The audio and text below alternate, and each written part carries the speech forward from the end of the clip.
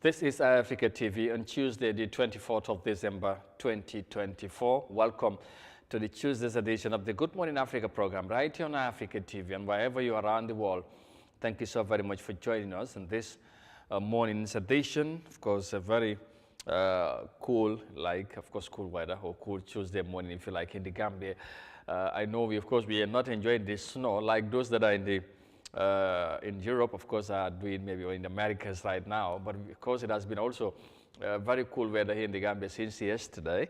So we also enjoyed a bit of our own snow, if you like, here in the Gambia. So thank you so very much once again for joining us. And yeah, we are happy to be here again, ready to provoke discussion on some of the very latest issues and developments in the country. And of course, if the need arises, we go beyond borders and boundaries to make sure that you are adequately and rightfully informed on issues that are also happening across the African continent. So once again, thank you so very much for you coming along. Mbokk ñu ngi leen di nuyuwaat beneen yoon fii ci Africa TV di leen jaajëfal bu baax a baax fi ngeen mënta nekk di ànd ak ñun saa su nekk bu waxtu bi jotee di leen ziar bu baax di leen ñaanal jàmm yi tamit di am mbégte dellusiwaat tey di talaata jile yemook ñaari fukki fan ak ñeent ci weeri décembre 2024 nuyu leen fa ngeen mënta nekk ñi nga xamante ne ñu ngi fii ci réew mi di ànd ak ñun waaye ñu surtout ñu nekk ci biti réew ci diaspora bi maa ngi ko wax léegi ma ne tey moom ni ñu yeewoo ñun tamit xam na suñu on sinon lañ am tey depuis démb ci guddi xaw ma waaye nag doo ko mën a yemale ak bu nekk ci Europe wala Amérique xam naa gis naa taay moom affaire yi mu ngi wàcce foofu bu baax a baax a baax waaye ñu ngi leen di nuyu di wax ne ñu ngi leen di bàyyi xel bu baax di nuyu ñoom Mr Fall ñoom Mr Dieng ñoom Mr Prince ñoom Mr Sow foofu ci Netherlands gëj nañ koo dégg nag waaye ñoo gëj a ubbi line si tamit nuyu ñëpp ñi nga xamante ne daal ñu ngi foofu noonu ci diaspora bi di bàyyi xel jotaay bi and I know most of them already ñu ngi prepare pour ñëw am nañ already ñu ñëw pour holiday Christmas and New Year holiday bi dafay baax pour ñoom tam ñu amee good time with the family, friends and loved ones ñu mun a noppaliku tamit ndax moom sometimes day yomba waaye ñu ngi leen di gërëm bu baax a baax ci taamu bi ngeen di taamu di ànd ak ñun toujours ci jotaay bi léegi-léegi dina ñëw ci ponk ñu fas yéene waxtaanee ba ma jox Modou Niang mu nuyoo monsieur le directeur bu paree incha allah ñëw nag tabbi ci waxtaan bi ñu ngi séntu suñu gan bu yegsee ñu dalal ko fas yéene waxtaanee lu bari ci tolluwaay réew mi ak doxalin bi Modou Niang nuyu naa la bu baax borom Costa Road borom West Coast yaa xam naa ne xam nga gars yi dañ ne ñu ne bàkku di dem ci làmb ji jóge fa di bàkku moo ko gën xaw ma. waaw loolu la gars yi wax. waaw yéen nag da ngeen bàkku West Coast balaa ngeen dem ci nekkof bi moo tax ngeen dem defu leen fa dara. ñun bàkku ñun kay mosuñoo bàkku. ñun kay da ngaa wax ne dañ gérer suñu dignité gérer suñu gëm dëggal suñu bopp waaw dem ba yegg. da ngeen dem. waaw boo ne yéenay dem indil affaire yi. waaw jëlu leen dara. xam nga sometime yaa ngi nit yi dañ laa gis rek ak ni nga ñëwee waaye gis nga champion yi ne ànd ak jàmbaar yi gars yi gis ko rek gars yi commencé oote wan si ruq yi ñii suñ leen bàyyee ñu jël ko te dañu yàgg jël nekkof bi xam nga. lii moom. parce que fight bi commencé. waaye gis nga rew ñoo jël ndam. lii du affaire ay fight. déglu ma rek ñun rek la suñ champion bi di génn gars yi di ko battre ay ba ministre bi woo ko na ko yow yaay kan mu ne ko ne tiya gas la karamosi mu gestu dex officer na ko lu tax kii bokkut lu tax am nga loolu rek ndam la. léegi waxuma la man waxuma la. non Amadou no bàyyi ma waxuma la ci lamb kese de. overall xam nga ñun suñuy win lu bari de ñun fi ay miss yi ñoo ko win. time boobu noonu da ngeen di ñaata bronze la am ñaata gold. bu médaille si yëpp daanaka. because non waaye nag àddina nag noonu la nag ñu demee di kenn state champion. man la doon teel a wax artu. may la bàyyi toog fii di bàkku di wax ne West Coast nii. waaw loolu amul problème waaye de suñ gannaaw si nekkof bi. West Coast de su gannaaw si nekkof bi. this time moom. win neen lu bari loolu mooy am. an LRR. laas ku ko jëloon du West Coast. I think xam nga affaire yi nii la gom-gom la rek. gom-gom la. parce que dominance bi warta nekk diggante KMC Banjul. this time génn na moom. ak KMC. ñu dominate year in year out. ak West Coast ñoom ñoo ko daan ay KMC moom du laal dara moom. waaw loolu la but usually dañ dee lifin but this year moom at least they are just far behind a bit. definitely and ñoom ñoo nekkoon host bi waaye mooy loolu. anyway West Coast tamit mooy loolu. waaw gàcce ngalaama rek xam naa ne daal comme ni ma ko dee waxee rek event soo ko amee nga am commencé ko si jaama mu jeex da ngaa sant yàlla. waaye bëri na luñ ci war a seetaat nag. ak luñ ci war a defaraat. Aida foog mu ñëwaat. waaw Aida dina ñëwaat. waaw incha allah dinaa ko kóol wala ñu am honorable ministre si boppam. ministre bi si boppam sax moo war a ñëw. ñoom ñaar sax. why not yeah it's possible. yes ñu ñëw ñu waxtaanee ko seet coppite yi ëllëg. ak lu tax annonce suñ ban region moo ko xam nga nag ñàkk annonce bi yëpp ma nga la wax li si nekk nekk of buy ñëwaat next is close to 2020 is close to the election year waaye mun na nekk because December. non December kay 2026. si la élection bi di nekk. waaw. so loolu moo tax gars yi indi ñetti région rek teg ko fa nan dinañ ko wax waaye waxaguñ ko but mun na nekk after election something like that anyway nekk of boobu daal mu ngi dama fa ne dina ajoogum si kaw tuuti. whatever happens it could be mun nañ ko. what do you want to tell me December 26 foofu la élection si di am. 2026. waaw. ma fan ne maybe ay around living. yow man de 5 years bi foog mu jeex si jeexale 5 years bi. foo ngay peeg affaire yi. loolu dikk na di. waaw dikk na kay moo tax gis nga politique bi mu ngi bu saf-saf benn at rek 12 months moo daanaka léegi 2 years moom moo des. non léegi kay déggatu 2 years. January 2026 ba décembre loolu du at. waaw 2025 yëpp loolu du at. non 2 years léegi jeexal nga almost living. yow duggaguloo 2025 bi. waaye lu si des ay fan. waaw léegi. waaw bu ma wax loolu amoon. ay fan moo si des. waaw waaye duggaguloo ci laa wax. léegi 2025 su jeexee. 5 years bi jeex yaa ngi am lem bu tegu. waaw loolu laa la wax kay. waaw moo si des. léegi nag from January 2026 ba December that's also another year xanaa kay na fekk dugg nañ ci process bi registration of voters. ci diggante yes 2 years. waaw you are right. of course. you are right I get you. waaw nekk war na mun a am so war na mun a am. we'll see. waaw gëmuma ko nag. lan la ñoo plan we'll see. I think ne yoo nga ba pare right. non mën nañ ko faa teg rek. waaw jaajëfal ñëpp rek. jaajëfal ñëpp ne ñëpp. jaaña ñi ak faleen ñu bugg a lekk yooyu. ne leen jiital si Awa Modou Konkono. Modou Fall ak jangeen boo wax noonu. nee na leen Assane Demba mu ne mu ngi demoon si kër. Moussa Niang. waaw gis naa. waaw seeti woon man ko bëggoon na message sax waaye ma fàtte. ma ne ko yaa ngi si këri ñegeen yi xam nga këri ñegeen yi dafa ne. waaw fa la demoon yendu ñu ngi ko nuyu monsieur le ambassadeur. waaw Assane Ba Gambien bu nekk Sénégal. waaw mais toi il est sénégalais maintenant parce que Assane prononce am yëpp y a pas anglais tout c'est sénégalais c'est français. waaw yàgg na fa. xam naa lu mu fa yàgg moo tax mu adopte affaire yi. waaw adopte na ko léegi. waaw gis nga bu muy dem mu ngi sol t-shirt Gambien t-shirt la sol. jàmbaar la. waaw dafa gëm boppam nag.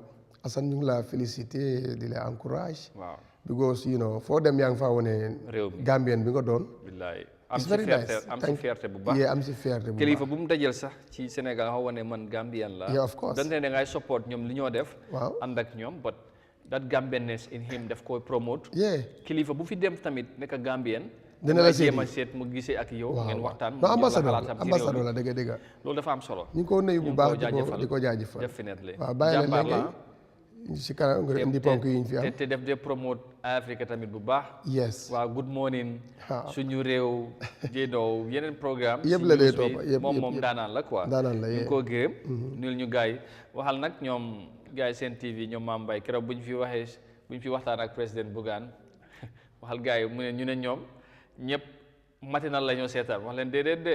ñëpp good morning la ñoo seetaan ba pare. waxal Mame Mbaye loolu de. waaw ñu soog a seetaan matinal de. waaw pour mu leer.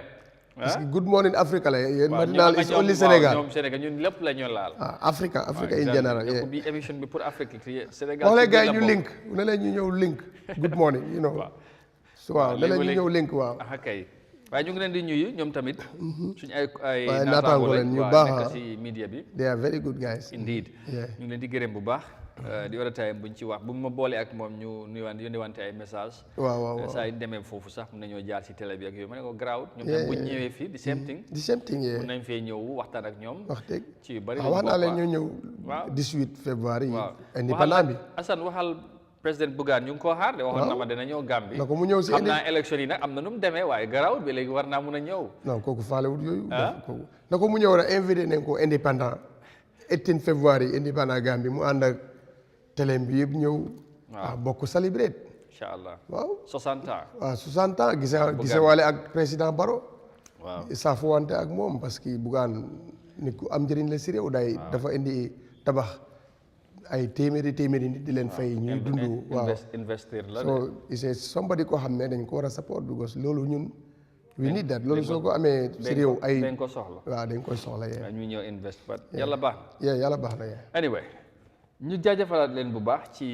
ànd bi ak Eyeafrica TV fii ci Gambia kon ni ma ko waxee suba bu nekk juróom-ñeenti waxtu bu jotee suba ñëw ànd ak yéen ñuy waxtaani réew mi ak tolluwaayam ak yenn xew-xew yi ci réew mi su ko defee mun ñang ñu ngi xaarandi suñ gan xam naa ne mun naa ak éditaay waaye balaa moo ñëw ñu gërëm suñ sponsor si Jaa Cement Jaa kenn du ñoom ñu doon compagnie doomi réew mi léegi-léegi ñu ngi wax affaire yi Bugaan foofu Sénégal waaye Jaa tamit noonu la mel ci réew mi Jaa foog ñu yóbbu ko seen TV de foog ñu wax gars yi seen TV Jaa lu moo def si réew mi tam waaw definitely waaw parce que mu ngi Jaa def lu am solo mu ngi def lu am solo ji ko ji jàppale maalo bi indi na maalo bi waaw indi na maalo bi Jaa rice Jaa rice nga maalo bi war na gis naa koy na tam de koy na rice I don't know something like that waaw boobu beneen la waaye nañ waaw boobu kon nañ si teg bolok boobu du bësam déedéet boobu kenn du ko fi waxati waaw boobu moom anyway daal Jaa rice am na mooy bu bees bi mooy bu yomb bi tamit bu baax bi parce que waaw ñaari junne rek nga am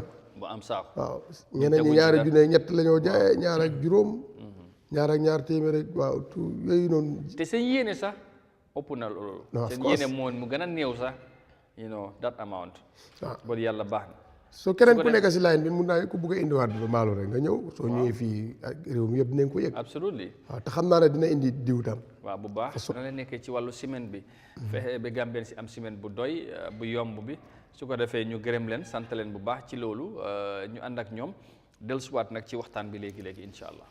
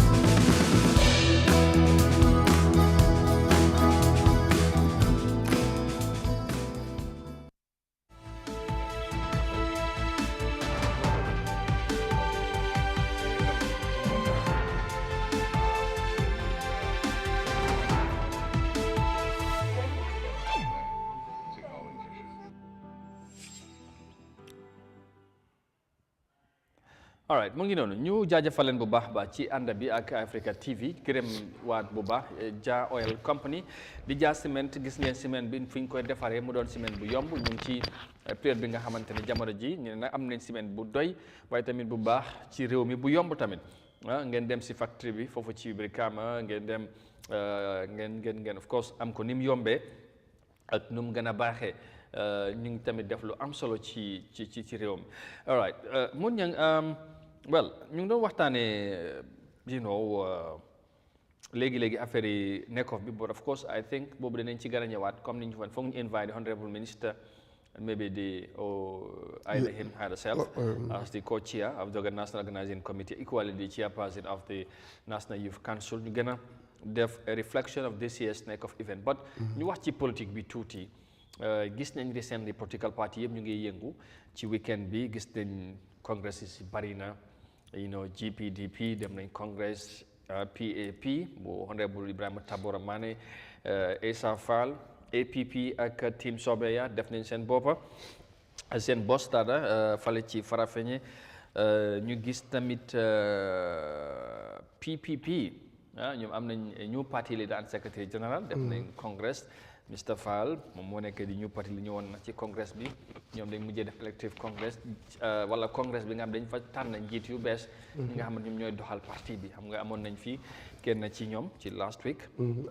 Ajaratu Ami ñu discuss ci loolu so dafa mel ni daal IEC laa bëgg a gën a sax ñu gën a taxaw loolu benn la ci ponk yi nga xamante ne bokk na ci sarte yi ñu wax ne political party yi war nañ koo def pour ñu bokk ci seen existence ñaari at yu nekk ñu def ko ba du loolu rek ñu war a seetu political party yi bokk na ci parti dañu war a am regional bureaus da nga war a am national executive am yeneen requirement yi nga xamante ne loi bi daf ko outline ba yu bari parti yi yeneen yi am na ñu jàpp ne yooyu duñ ko dee matale ci seen taxawaay wala ci sarte yi ba ñu jàpp ne sax lu ëpp daanaka fukki political party yu nekk fii daanaka yu bari tour bi moom moo ci ëpp est-ce que comme niñ gisee ni ñu war a respecté congrès bi ñu ko def parce que am na ñeneen ñuy waajal GDC ñu ngi war a dem next weekend wasu foofu la ñoo defee seen congrès bi UDP ñu ngi waajal seen bos su am na ñu defoon last year ñoom duñ defaat ren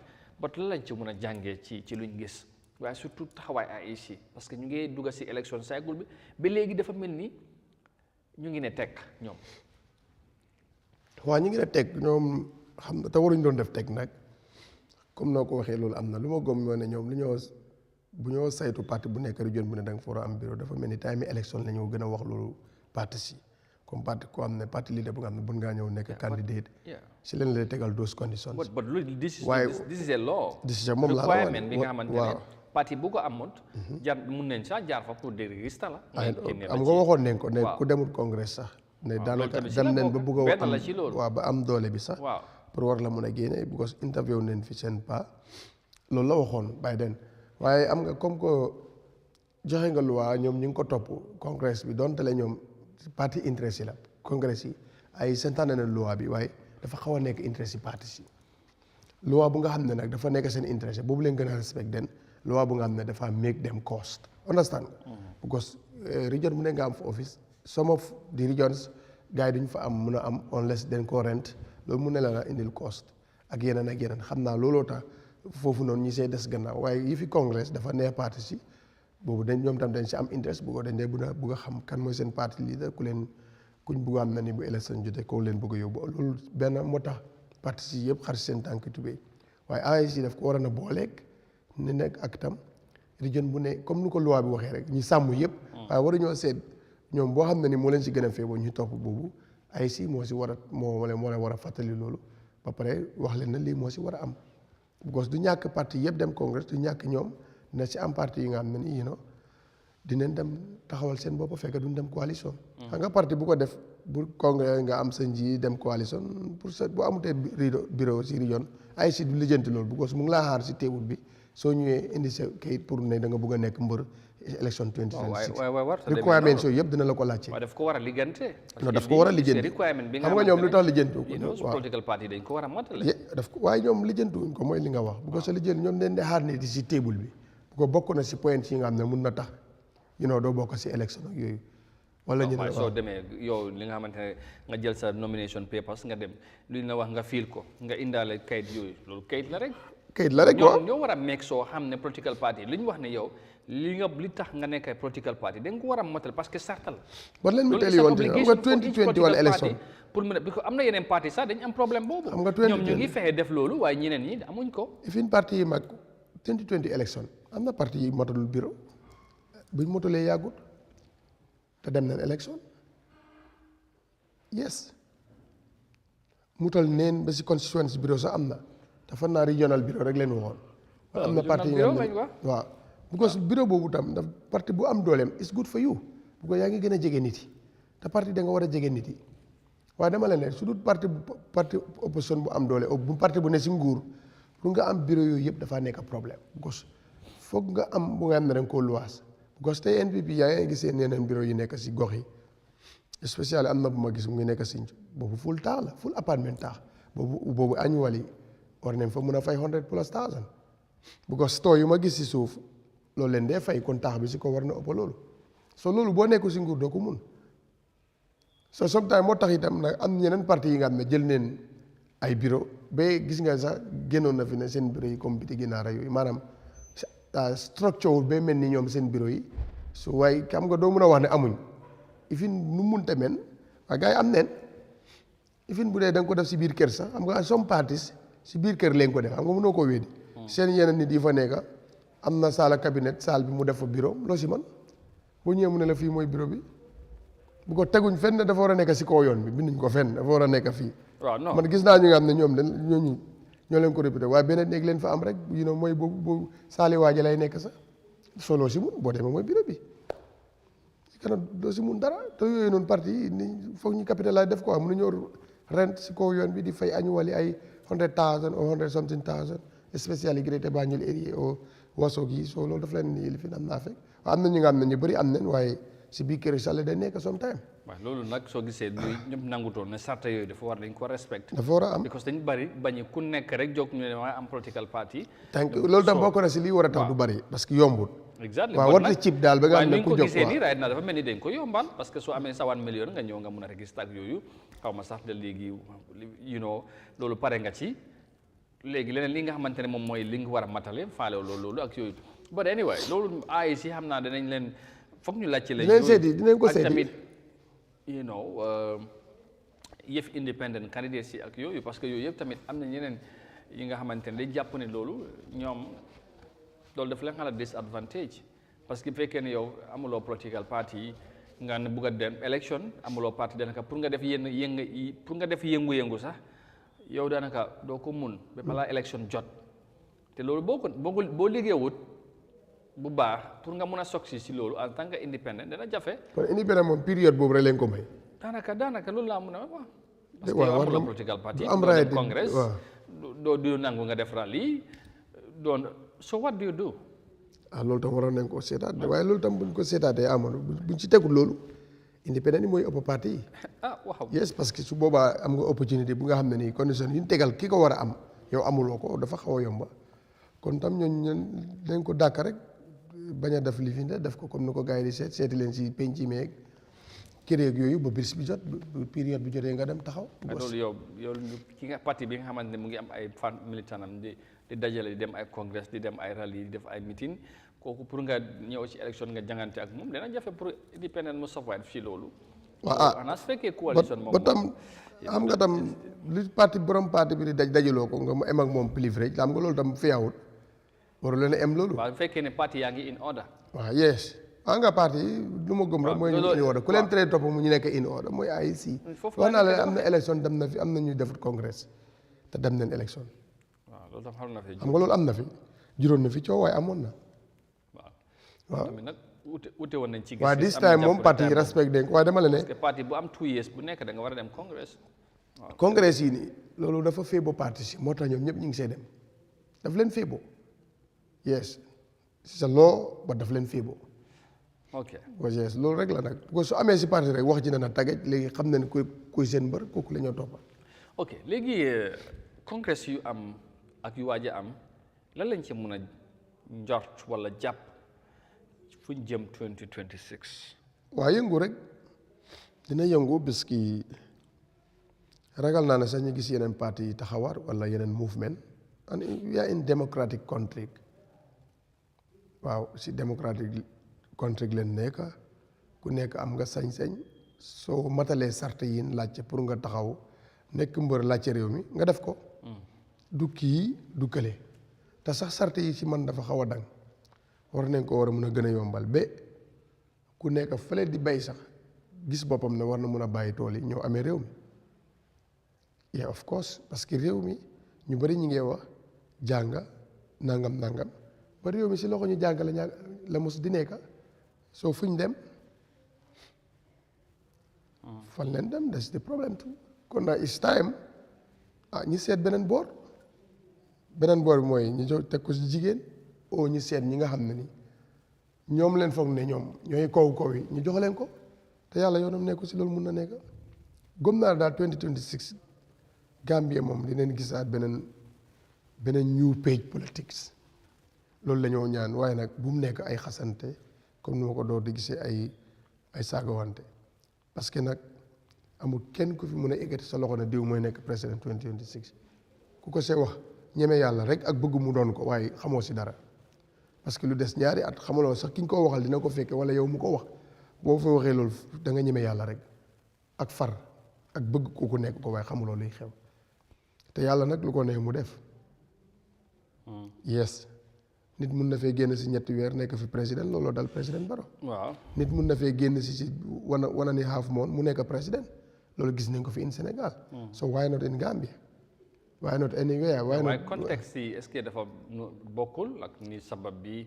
waaw ay yëpp tey dañ liggéey ba xëy na yàgguñ ci politique bi xëy na fesaay moom fi especially with président Barrow bot ci parti bu mu nekkoon ak ni mu ñëwee. waaw loolu est-ce que yow lu mel noonu dana yomb pour mu amaat Gambia ay coalition ay yenn contexte. non lu gën a yomb coalition mun na fee am. parce que su neexee yàlla. comme lan. keneen ñëw génn mu jël réew mi su fekkee bëgg ko joxal Adama Barrow su fekkee yàlla daf ne du Adama Barrow mooy continuer 2026 ki mu koy jox pare na pour kooku bu fekkee Adama Barrow la dem coow lu mooy bëri dafay continuer mu nekkaat ko. waaw waaye replacement bi saa yu ko yàlla nar a def nu mu koo indee kenn du ko xam. waaw loolu la dafaa cib si kuy ñëw.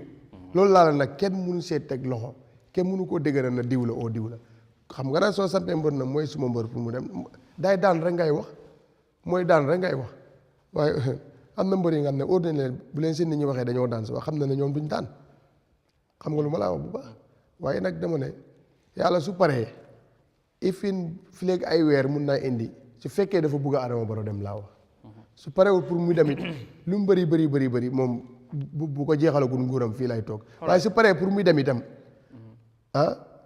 xam nga li gars yi di wax ne garab buy nekk pénca law be di ko gis bay ko gor loolu moo nekk si président Barrow bu fekkoon ne dafa fësoon nu mu waroon a men time yi Jammeh ñu time boobu menoon yaakaar naa fu papaam nekkoon moo lañ ñaareele papaam fu waaye garab gi law be gisut ko bay ko gor moom it garab gooy uti ëllëg du ko gis bay ko gor. waaw so loolu moo si nekk loolu mbiri yàlla parce que sax gëmuñu loolu dina mën a nekk. waaw ne kii kenn xamut ko naka la mën a wii nii. yes waaw da nga doon dégg nit ñi loolu wax bu dëgër la boo xam ne kenn mënu ko weddi moom itam nag. garab buy nekk penc ëllëg xamu ko te du ko mën a gor. ok pour mu leer. loolu dëgg la. yes léegi ci liñ gis ci lu xew ci weekend bi Essa Faal ñëwaat daanaka dafa gën a dëgg parce que léegi political party lañ am ak moom team Sobeya bu ñu ko xamee woon dañ booloo ko benn ak Ibrahima Taboromane yàgg ci wax moom te nga gis lim def baara ñëw mi ci congrès bi am PPP nekk parti bu mag ci réew mi am history waxtaan nañ ci tuuti but dafa mel ni dañu xaloon na ñàkk a doole but ñu ngi ci bu gën a ñëw dundalaat parti bi yooyu tey ak liñ gis UDP jógee ci too ak luñ wone so 2026 yaa ngi wax ne xëj na du mun a yomb ak yooyu but then ndax mun nañoo xaar xëj na boolowaat ci opposition bi parce que nag ñoom ñëpp dañ bare mooy jëlee fii président Barrow wala NPP ñooy nekk ci nguur gi noonu la NPP gomee na gisakuñ ku leen tiital ku leen fi mun a jëlee parce que ñoom dañ gom ne am nañ li leen mun a may pour ñu winaat 2026. anyway loolu pour boole ak opposition gi man gisaguma ko because gisaguma dara luy ñuroog loolu lu xewagum. wala dafa teel. non si man sax teelut. pour ñuy xalaat lu mel noonu. yow yes. li des bari na def fi ak ñaari at. waaye dara am na lu nga xam ne boo ko bugg a def da nga koy waajal lañ ci songo Amadou du maye doole. non waaye ñu fi nekk yëpp ñu ngi waaj. non waaye waajaay bi waxuma la loolu ñi ñëpp ku ne sa bopp ngay waajal. waaw waaye gisaguma yéene ak dara luy ñuroo ne ñii dinañ ànd parce que li problème bi mooy ne ñu ma gis ñii ñi ma fi gisagum kenn ku ne sa boppa loolu laa fi gisagum. est-ce que même itam du doon stratégie parce que bu fekkee ne nga teel a jóg nga fësal say stratégie say pexe ni nga war a ñëwee demee ci làmb ji ki ngay boreel mu nekk nguur nekk incumbent ba teel a xem mun na laa tegal ay ndëj gi sarax. waaw stratégie bu fekkee nag loolu yëpp mun naa dem tamit ba ñu xam. ay certain période non because gisuloo bi fii xam nga leneen mooy problème bi fii coalition su fi naree am UDP is must be the head su fekkee ne pourcentage la ñoo seet ndax am na ñu nga xam ne pare ñu ànd UDP jiital leen te yow gisaguloo fi ku dem seeti Ousseynou Daba si lii de parti lii de si ok so this parti yi dem congrès nii dem ay non mun na nekk waaye dama gisaguloo ko laa wax parti yi dem congrès nii gisaguloo si kenn ñoom ñaar ku si dajee waxtaan ñu ne ñaari parti war ne mën a ànda te am na parti yi dem congrès yi nga xam ne óor na leen ne mënuñoo win élection 2026 waaye gisaguloo ñaari parti yi si toog waxtaan tey parti yëpp suñu waxtaanee képp ku nga xam ne ni da nga bugg a def coalition te parewuloo pour UDP nekk si kanam doo dem coalition because lu nekk si loxo UDP nekk si beneen parti bu mooy NPP so that façon parti mun loo dem coalition nga ne du la jiite yeah but advantage bu ci am. so lu ma gis lu waroon a am mooy ne. UDP si boppam sax moo waroon a ceesi for me warta xaar sa gars yi ñëw moo war a dem waxtaan ak gars yi tegal gars yi lu mu am parce que moom moo am di biggest opposition party. est-ce que waaye moom bu toogee xaar ku ñëw tam loolu mun na nekk disadvantage am te loolu moo nekk di am. waaye idéologie la su fekkee ne tamit. right now loolu moo nekk di am. xam nga politique tamit is about idéologie gom-gom bul seet rek yow man dama bugg a su ma ñëwee su koo fi oo tey mu ñëw mu bàyyi li mu nekk nga oo ko mu ñëw dafa wax ne yow loo koy tegal ci table bi. of course mbir mi nag warta doon affaire yi seddoo loolu lañ war a. non waaye am nga coalition boo gis. non 2016 coalition boo Adama Wala loolu moo ñu ci loolu moo ñu. non waaye amul benn dëkk boo gis coalition yaa ngi wax ne loolu baaxul ci réew mi. ay non li ma la bëgg a xam mooy ne amul benn coalition boo gis te start nangutoo ne ko fa. waaw waaye lan la ñoo nangutoo. waaw NPP coalition yi looloo tax nga gis ñii dem ambassadeur ñii dem dugg fële ñii dugg fële loolu coalition doo ko dee def ci jàppale ngir yàlla foog delloo njukkal am soo gisee ñu bëri sax delloo njukkal nekk ci mooy day moment bu ñu doon ñëw pour coalition ak président Barrow mu ngi ci campagne time boo agreement mënu faa ne moo tax delloo njukkal yi ñëw li def ñi ay councilor non waaye léegi waaye est-ce que jotut bu fekkee ne nangutoo yi dana am fekk nekkul lu ñoo def ci biir néeg rek toog ñoom seen biir waxtaane ok ànd nañ dinaa la jàppale ñu wiin suñ wiinee ñu ànd dem gouverneur wala ñu seddoo affaire yi at the expense of the askan lépp nangutoo bu am diggante parti dañ ko war a fesal Gambien si xam lii lañ nangutoo bu boobaa. non I think beneen coalition bu war a am succès bu fa amaatee foog mu demee noonu. non loolu laa la nekk di wax. waaw am nga coalition 2017. loolu coalition 2016 loolu ñàkk pexe coalition la woon. ñàkk pexe la. yes because loolu ñu waajaloon la ni. ay non waaye xam nga ñaata coalition moo fi am tas. coalition naat mosoon na fi am. ak beneen bi naat moo ñoo amat ba ak naa am na beneen. xam nga dem I don't know something like bu waroon a am boobu mu yàqu. waaw mu yàqu.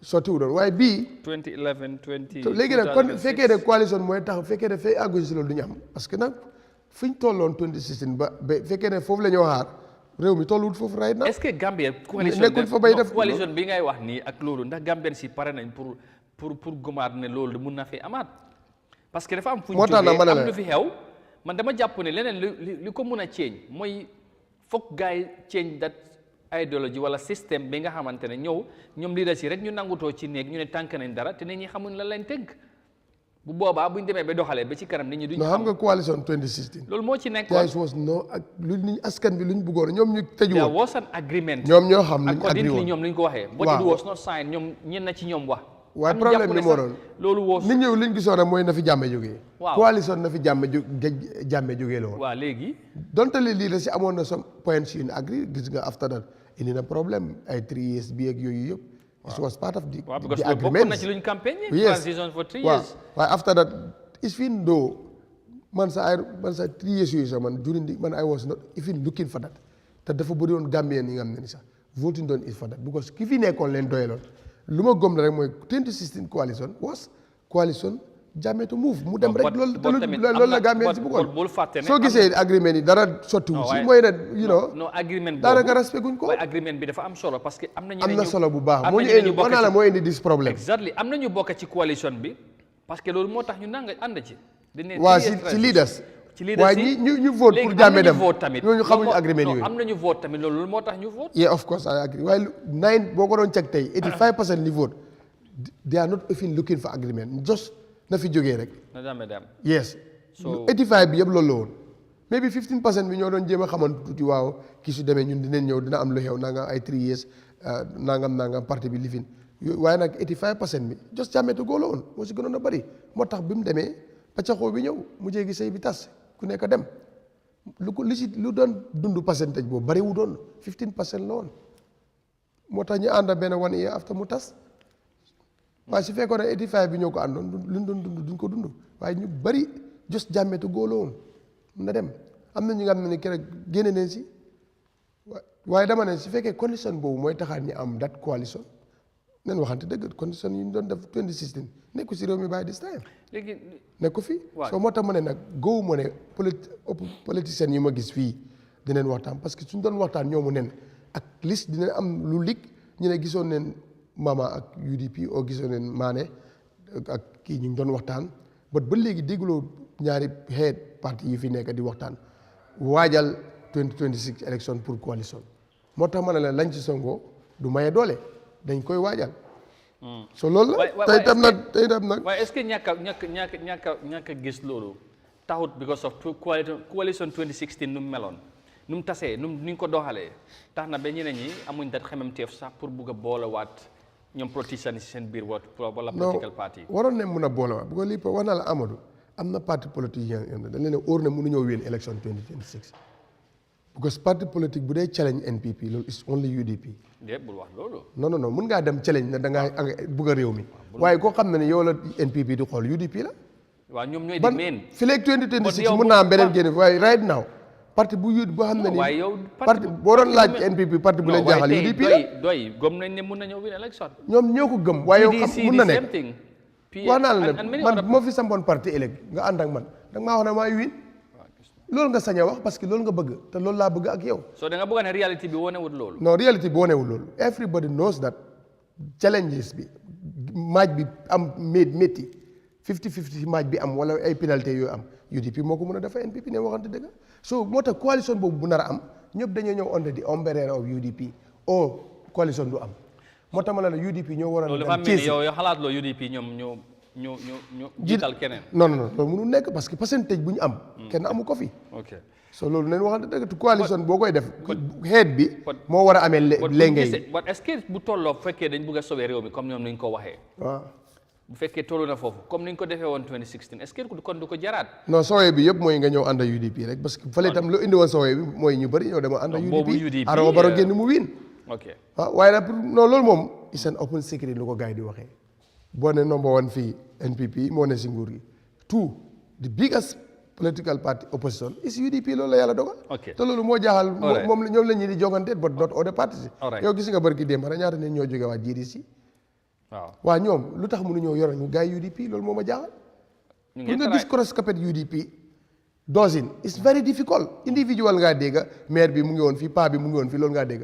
ba doosin loolu si yeneen parti moo tax du watum ndam sax. ngay indi ay parti naan GDC la jógee loolu boobu mën a Adama Barrow ku ma ko indil ma ne la noqul fële dama indil ma lu ma soxla. ok waaye nag mën nañoo indi UDP li ma jaaxal rek li nga wax ne comme UDP ñoom buy coalition foog ñoom ñu jiitu rek. non yes loolu nag loolu moo war a nekk extend ñoom tamit war a. parce que nombre of lu ñu am. doo yow KMC. waaye loolu est-ce que loolu du dépend ñoom ci kan la ñoo bëgg a jiital tamit. non loolu amul problème loolu si gars yi àggee dinañ ko def. ok waaw waaye daal ni mënu fee def coalition mu ngi indi issue yi ci biir parti bi ñoom seen biir ne honorable Dabo ndax moom moo war a dem ba léegi wala war naa mun a maye chance ak yooyu. indi na fi problème si beneen parti yi am na newspaper yi fi bind diw la bëgg a jox ñu yóbbu ñooñu koot kon ñoom itam problème boobu ñoo ñëlee ko ñu roole. yes kon lépp am. yes all right stick around bëggoon nañu gën a wax ci AIC tamit parce que ñoom tamit coow def leen topp sànq ñu ngi doon wax nu ñoo traité political party yi waaye am na leen liñ ci bëggoon a waxtaan tamit ba time bi du ñu ko may parce que suñu guest bi donte ne late na sax ba pare waaye agsi na nga soo amee gan bi nga xamante ne moom dafa am sañ-sañ doo amul problème but lu ko neex mu def garaawul mooy borom fii let's take a short break I will be right back. Thank our sponsors Jah Cement gërëmaat leen bu baax ci ñu jàppee good morning and right after that amuloo néegi ñax nga amoon mu ngay ñëw ak yow ba nga am taax gan boobu itam bu ko neexee mu def lu ko neex. non lii ay sart la all gan are equal in this platform next time even su fekkee ne foo mënta jógee boo fi leetee doo dugaat. du dugaat waaw di jël ñëwaat léegi we'll be back.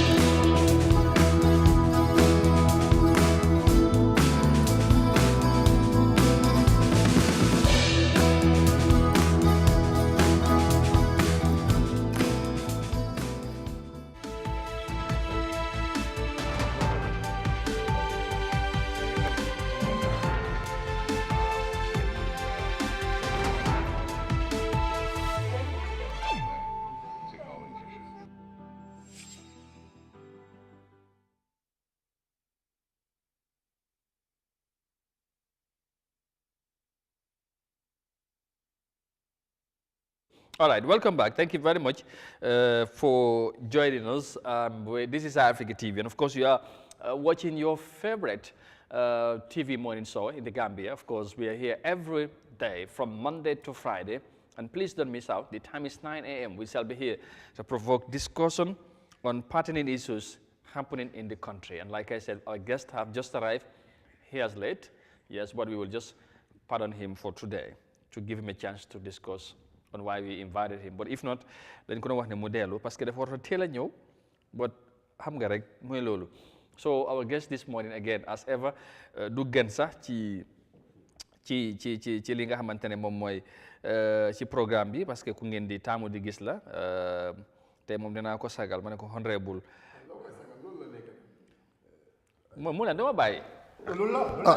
Rebul la sagal loolu du sagal man maa loolu moom place boobu laa am yàlla moo ma jox loolu. yes léegi lii break suma protocole yow yaa ko def when you break your protocol I break it with you. you make it because yow yaa tax li mu am honorable la you are the cause waaw léegi doo bàyyi man yàlla moo ma jox place boobu loolu nekkul ne man dama dem job rek de non yeah te da nga ko liggéey itam dama ko liggéey yàlla mu ne liggéeyal ma jox la loo bëgg lay ci man mu yaa def lii yëpp Chairman daaw Chairman mooy sonal waaw because liggéey naa mu gis ne man liggéey non Chairman moom léegi amal léegi liggéey waa they said the most Chairman moom bàyyi ko mu free non kan ma wax loolu everybody man I didn't see here the most hard working councilor mon ñaan seen fii nii no okay now you think it's overnight génne nañ ko kamay dem naa fa gis dama la ko fàtte wax kan ñaan kamay kan moo ko indi non xamoo ko indi loolu ñoom de waaye mbalit bu garaaw bi génne na léegi foofu mu ngi am ñuy jëm di yokk ay taxes dara xewagut waaye ponkali sax yokku nañ taxe boobu noonu dinaa soo bëggee ñu wax si loolu ko custom yokku na taxe non ñun na bàyyi nga free am nga yow ñun dañoo déggul public loolu tamit soo bëggee mun nañoo dañoo wax si loolu tamit ma wala loolu wax ko ne custom yokku nañ taxe bitig yokku nañ taxe welcome to the program everybody yokku nañ taxe registration bi sa registration Sirifo welcome Anthony General Chambers yokku nañ taxe welcome to the program waaw Sirifo welcome kon dafa xew avec taxe Adama Barrow mu ne dëgg bi taxe moo koy liggéey. waaw parce que taxe taxe moo koy liggéey. waaw loolu lay wax. moom loolu lay wax ñun we put tax on people which they can able to pay. and when with no what after more than a year in office léegi you increase tax comme ni nga bëgg ñu dugga ci West Coast and the East Coast nañ dem. non ara rek. yow yaay soo ñëwee yaa.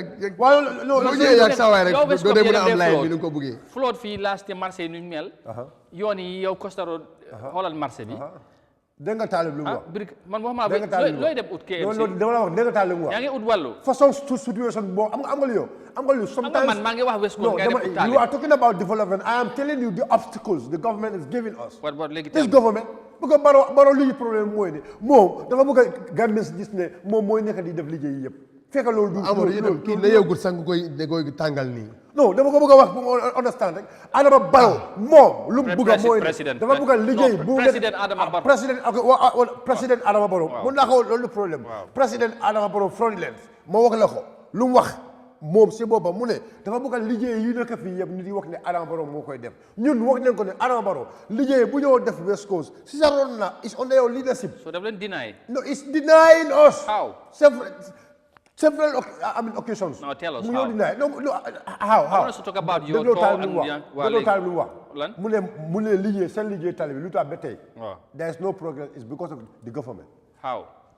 Because they don't give them the let them come and explain. No, explain leen ko tali yow dégloo waxi tali boobu noonu. Lan moo tax ma ne la send your reporters to go and hunt for news. Are we not hunting for news? I'm not saying you're not hunting for news. Send your reporters to go and hunt for news. We are hunting news every other day. Chabon. Okay, if you are telling me that you've never even, you did not even report that that 300 million bonus. 300 million bonus. They have already paid almost about 20 million to the contractor. Yeah. And yet still, they cannot have a gateway to move. NRA is disturbing them because they want to push them. No, I'm talking about UDP. You are talking about UDP, Amadou. This is about UDP. This is not only about West Coast. And I'm telling you, it's about Gambia. West Coast. Let me tell you something. I'm telling you, the West Coast. Man, context no, it's about Gambia. No, Gambia. You're the Guji. It's part of our plan. Government doesn't give us the right way. How? Government, What do you need? I'm telling you, I'm just trying to tell you what I'm trying to tell you more. Is there anything that you need? No, we want specifically. Yes. That government because is not allowing you to do in terms of development. No, let me tell you something. When you are to construct road here, you must have clearance and technical from NRA. From NRA. Yeah, this is what I'm saying. I'm going to go and read the law. I'm telling you about the law. They are blocking us through. Through the law. That's why they are blocking. I'm telling you, we have engineers, we have technicians who can assist us, give us technical advice. This construction. Okay, why I can believe that? Because time is Jammeh, you want to see Alaji Bumyahon. Because time was says in your finance, that's so friend launch Ahmad, but something like that. But Ahmad Bat was trying to use caterpillar muhos, but immediately guy didn't stop. They go stop. Hi. Then go stop. No go na bayon. Why? Harama at that time. Amuton hold on any. They are talking about a council. I am telling you. It's government against council. Council is the people. Amadou. No, seriously, listen to me. Amadou, listen to me. Let me learn. Mom, after that, you take on Sinj Alaji Biden. Dem wa Jammeh nako. Ki bu defere yoon mi nit ñi dañ koy topp.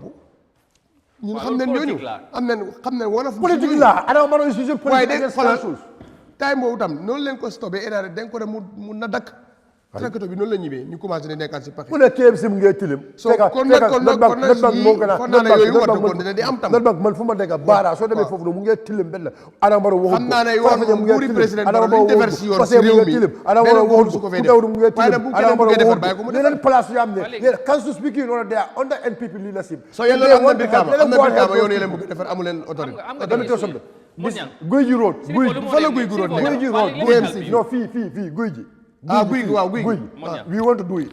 Guy gi dañ ni defar boobu nag. Government is not giving us they said that they are going to do it. I'm telling you. Yes, they said they are going to do it. They say it's part of their roadmap. Okay, that's fine. Yes, I'm telling you, this is part of their roadmap. So they don't want us to do it. So I am telling you, these are some of the developments we want to do. We are eyeing for. Jalba Road, even Jalba Road, then them start the tool for there's many other developments. Many other developments, I'm telling you, and that is what exactly we are doing. Haral, Legi, calm down. Okay. We discuss. Okay. Because man, munuma wax rek tax increment, yangi jahase affaire. Tax increment, no, haral rek. I was this was just an example. You are saying tax increment. You said tax increment, and we are not doing much. And I'm telling you, we are doing much, and we are not those kind of councils. We are not. Let me. The increment, why? Wellingara, I will come. We discuss that. Okay, fine. Don't worry. Okay. That was just an intro. Thank you. Thank you for coming once again. Thank you for having me. Sirifo ñëw rek nga yëngal ko. Dama bëgg mu leeral. No. Amadou, man soo bëggee man dama toog ak yow 4 hours. 6 hours dañoo toog programme ma wax la Gambia. Non déglu ma rek. Ma wax la Gambia. Man loolu dafa ne dina ma neex sax man ak yow. Waaw 6 hours wala. Non wax ma la 6 hours loolu na boor. 6 hours ma toog ak yow pour yow nga mën a dégg nga mën a understand what is our direction. I know what is your direction. You explain it. Hey, we are United Democratic Remember, Party. you are not speaking to me here when you're here. Talking to the Gambian people. Okay. So anything that I think they need to know, you are here to clarify. Answer, no problem. I will do that. Wow. That is me. That's why I'm always happy to have you here. Yes, that is me. Yeah, that's honorable. Okay. Calm down. Thank you. Let's go back first UDP because you want to center the discussion on UDP first. Okay. On the ongoing Sento Buje recently. Let's discuss that a bit. Toby, start ngeen ko ci jàmm jaxal ngeen ko ci jàmm. So overall, lan lañ ci war a mën a very successful. One of the best tours so far. I have started going man dama lay dem UDP tour since 2015. Dama lay dem UDP tour. Man. Billahi Amadou mun na la waat ne façon tour bi musuma ko attend ci UDP. Amul benn tour boo am na xew na UDP Ousseynou Dabo mu ngi dem the campaign organization committee mu ngi dem loo am ne demuma The only last campaign organization committee is the last campaign organization committee. But apart from that one, since from 2015 up to now, Tobunega even is going to be courtesy. Man damade anda. But let me tell you something. Mawala dega billahi. Toby buma gis luma gis musuma ko gis. Amgaleo Toby munge men come 2016. Time bu def presidential campaign. Toby munge men lolu. Muna la wax ne Toby mo gëna upp lolu sax. Because Leo, difference because niti dengue la ñew degul one niti send message the message buma de dega ci niti these are message bo amne realize ne kon dega ñun suñ togaay fi ci Eyeafrica fi suñ togaay ci yeneen media house yi actually is reaching to people niti ñu ngo degul. Si la understand dega niti ñu ngi topa Eyeafrica. Si la understand niti ñu ngi topa media. Si la understand niti ñu ngi topa WhatsApp group, they are making dividends into the lives of the Gambian people. Because Leo, Gambians you understand how the country is moving. Gambians you understand the problems they are the country is facing.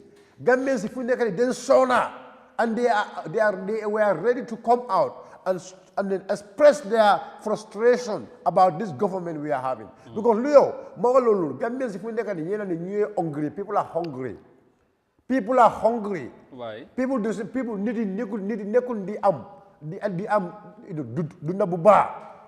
life is so hard to them. They understand. So you say malo $2,500 is because of our currency.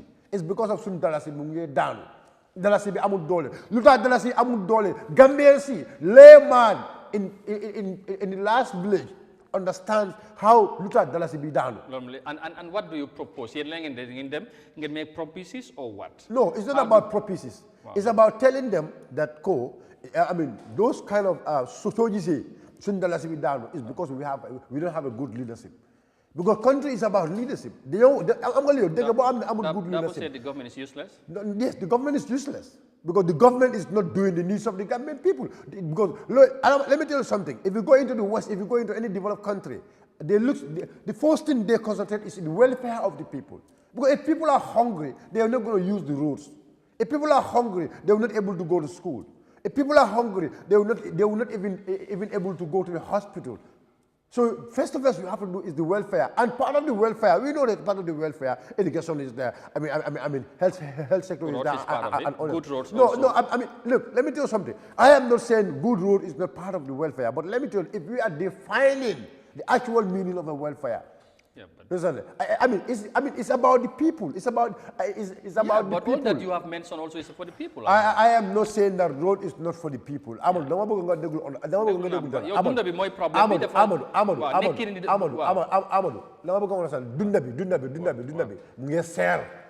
Gambians, they understand that so you do not be sad because they don't have good leadership. They have a leader who have no policy direction, but they have a leader. It's not only Gambia. Even in Europe, they disappoint. It's not only Gambia. Hey, we are in Gambia. We have to do our own way. I agree with you. We are in Gambia. I am not telling you. You cannot exclude Gambia from the world. Yeah, let's talk about our country. That's what we are doing. Gambia, there are other means. There are other means we do to have our income. And the other countries, there are other means they do to have their income. That is it. So, let's talk about our country. No, but everybody... Don't talk to me about global. No, look, if you're telling me, look, this is where they confuse. And dega kontaan naa ne suñu yaay suñu maam yi suñu papa yi suñu doom yi suñu raka yi yu nekk si kaw understand leen loolu. Understand leen wax yooyu noonu wax ju njaaj la. Understand leen yooyu noonu di ñëwal suñu ñëwal ga ñu ne ñu demee Sénégal lii moo nekk Sénégal lii moo nekk Bissau understand leen ne dëgg loolu way ju njaaj la way bojo la. Talk to the Gambians about Gambia. Okay, léegi yéen ngeen dem tour président bi dafa dem meet people tour daanaka mu pare rek dem wax ak Gambian si. Misinformation tour. His tour was completely misinformation. That's how you call tour. it?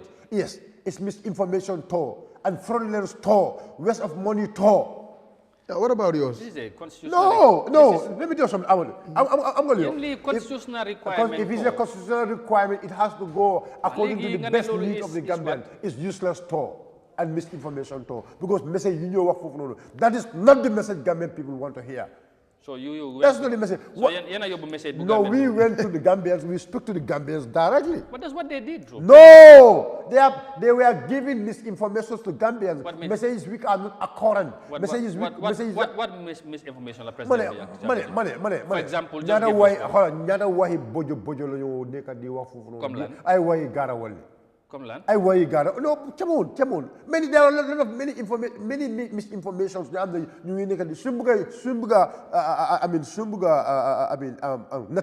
Yofi.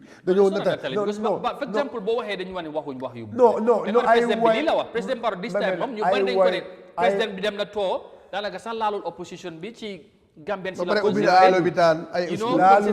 opposition see. Let me tell you something. You know, let me tell you something. Amadou, you know that toll was fully funded by the Gambian people. Absolutely. The taxpayers. Indeed. And you know, the constitution have categorically stated that toll, should be a toll for the president and the people to communicate on the policy direction of the government and its development. Absolutely. It should not be a political talk. And they said it was not politics. But it is, and you as an Amadou here, as a Gambian, that's it. So you will ask me. Yes, of course. You will ask me. That's why me, you are here. And when I ask, you always want to scrutinize. No, I'm not and when I start, you are here to respond to my You are a Gambian. Okay, let me say. I am a Gambian. You are a Gambian. But in this platform. Are you telling me that the toll, are you telling me that the toll was not, was not politicalized? Based on what I heard from the people who went to the toll and the government officials, they said the toll was not politics. It was meant. And you as Amadou here, being a Gambian, don't ask me that. I'm not here to respond to your question. Okay, now I am here to respond to them. Yes, that I said that toll was fully politicized. Now you're coming, okay. It was fully. Justify that, please. And I want to justify it. Yeah, justify I want to justify it. All these tours they've gone to, tell me one of the meetings where they allow an opposition MP to talk to its people, to his people, one. And in this tour, how many message of politics from the ministers of the government? They are all compensate amounts of NPP. Lulu mum, can more just Lulu. And the tour was not for that. And they were only there saying, support the president, understand, support the NPP. NPP government is here to stay. President Barrow wrote them, next time, Lulu way good la. The president's special advisor, Tok Nafi, described the tour as one of the best. And it shows that Gambians appreciating the president more than ever. Equally, the Gambians are even more happy. You are happy. So now you are claiming something different. Let me tell you something. Wow. But you see, Gambians, they want to understand one thing. Moine, we are so disappointed in the people close to the presidency. Many are mostly talking about their pockets. Send post, not solar. Good. Not so asking. And I'm wondering, how can you tell me that, the Gambians appreciate the president to a level more than ever before, when they are sovereign? When the president is using their money extravagantly, you know that the expenses, the final expenses, you will hear that they spend almost about 60 to minimum of 50 million. After approving, when the president has just done something on the law, because the National Assembly approved 30 million for the president's many people farmers store.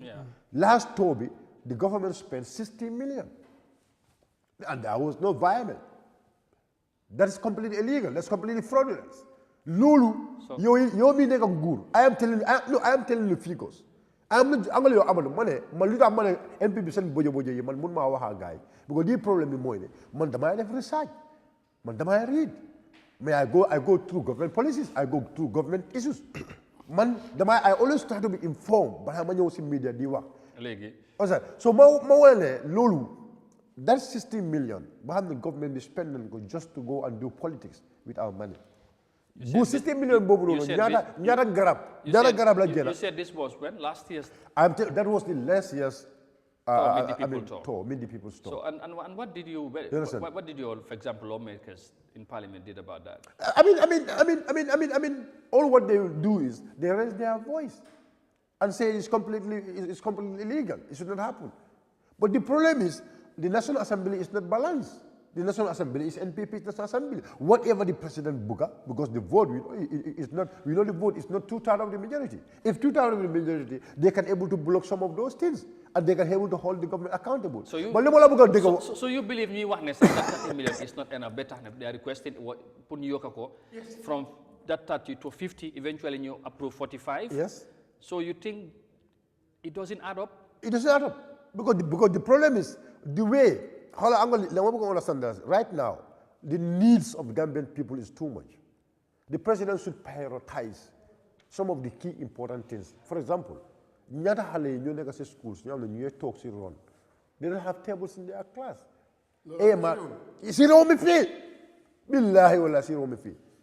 If you go to Sunju Ala, is it Sunju Alaji fee?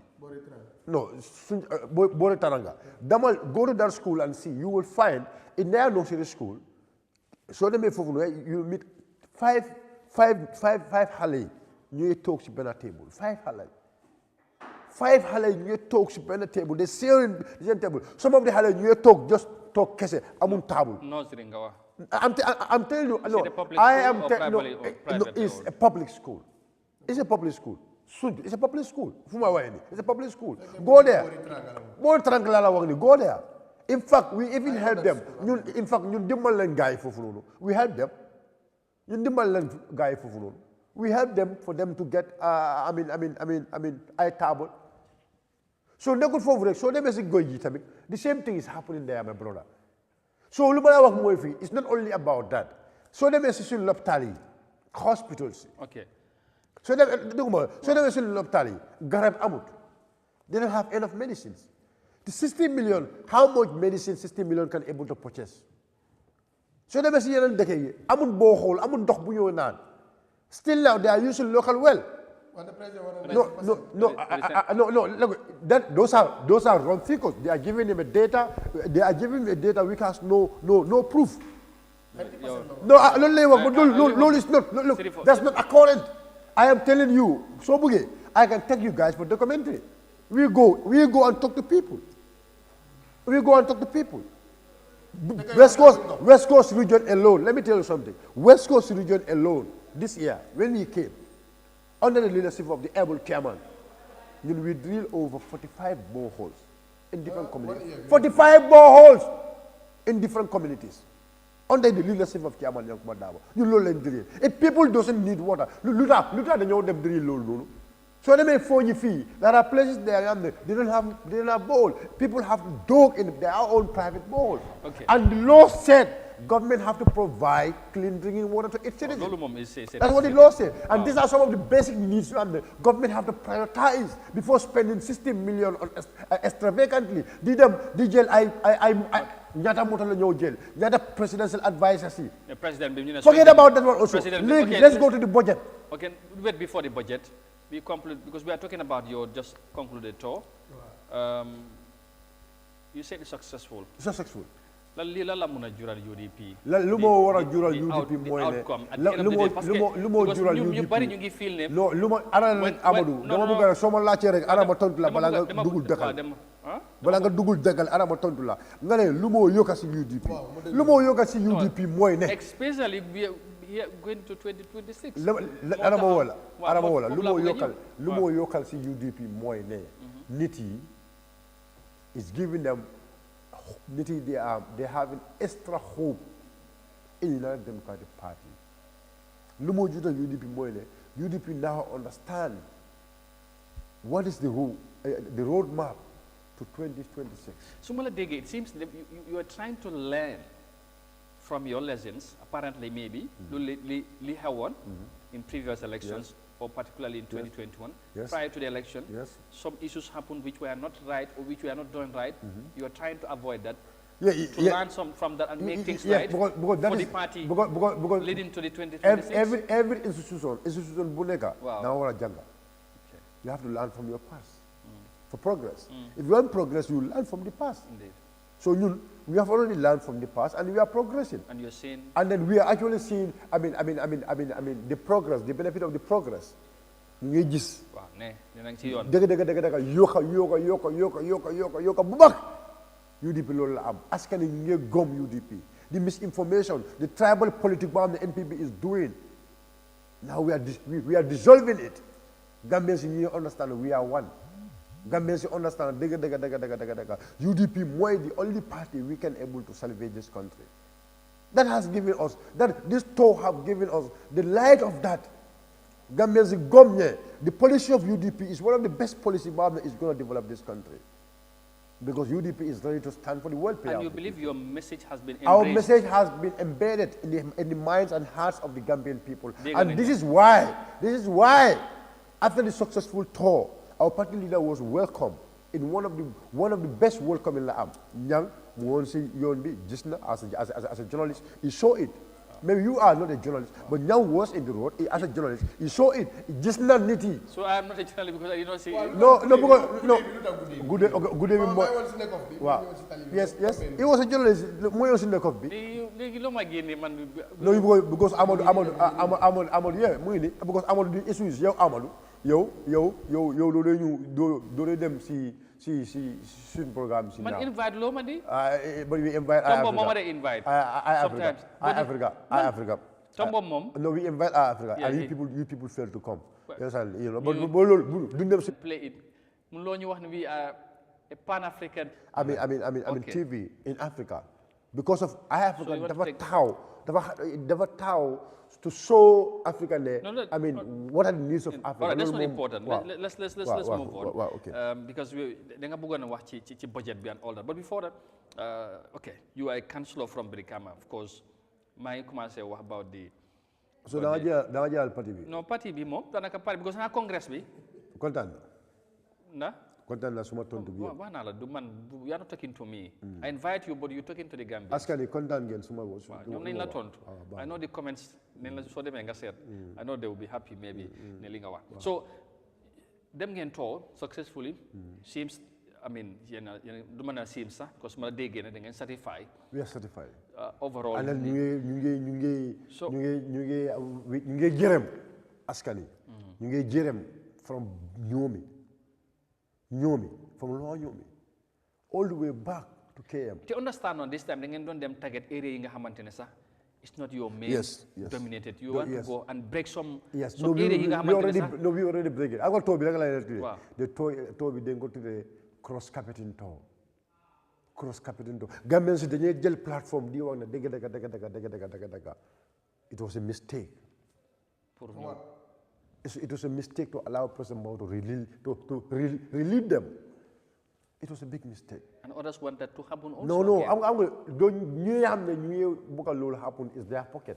It's not send heart. It's not their. Fighting for his agenda. They know that Gambians are suffering. Corruption in this country now dafa bari. Corruption is a killer. Corruption daf dee rey nit. Billahi corruption daf dee rey nit amul. And corruption in this country is getting everywhere. Bés bu nekk ngay dégg ne corruption am na si institution bi. NAWEC is failing. Yakusa, NAWEC, another corruption. Yakut, GPA, another corruption. The government is selling our assets. So they make GPA fee, the sun port be fee. Government can let you. The Turkish, those Turkish, they don't have money. If you make study on those, and then our investigative journalists have informed the country, the Gambia, these people doesn't have the capability, doesn't have the capacity to expand this port or to give us a new port. What they are going to do, lu ñoo def mooy ne dañoo jël suñ port bi nii la ñoo use to get money pour ñu jël xaalis di ko expand and then dem tabax loolu kañ lay nekk. Sun bridge bi gars yi dañ ko teela because bëgg a xaalis rek pour gis bëgg a xaalis dem teela bridge bi di wax ne is recycling. It's not recycling. It's what? Because they don't. Sometimes I don't understand it. They're using the word which they know. They rightly know the definition of those words. Recycling. Wow. Recycling. That's what they said. They said they are recycling. Do you know the meaning of recycling? Of course. No. Call the minister and ask him to tell you the meaning of recycling. The minister, you had him over and over. Defending what they haven't used. No, let me tell you. They said they use the bridge for collateral. I can understand. They use the bridge for collateral for them to have money. But not the word recycling. Understand that. But not the word recycling. I'm going to recycle it. Recycling mooy ne. Defaraat. No. Recycling mooy ne. Nga jël lii defar lii. Nga jël lii defar lii. Waaw. Non, nga jël lii nga dugal lii. Non dégul nga dugal lii fii. Nga am si dara. Mu ne laa jur dara. Mu ne laa jur dara. Mu ne laa nekk di give investment. For example, bridge bi comme like the time they give the bridge the word recycling xaalis bu ñu war a jëlee si bridge bi one thing they have to do they have to put it in a productive material. For example tabax ay factories yi yooyu noonu digga nekk di give us money higher than lu ñu war a am si bridge bi. Okay. But loolu that is not happening. That is what is exactly recycling. Because recycling, that is the actual meaning of recycling. Okay, that's fine. But léegi ñii dañ jël bridge bi jox ko Africa 50. And Africa 50 have already made their studies before they even come to the contract.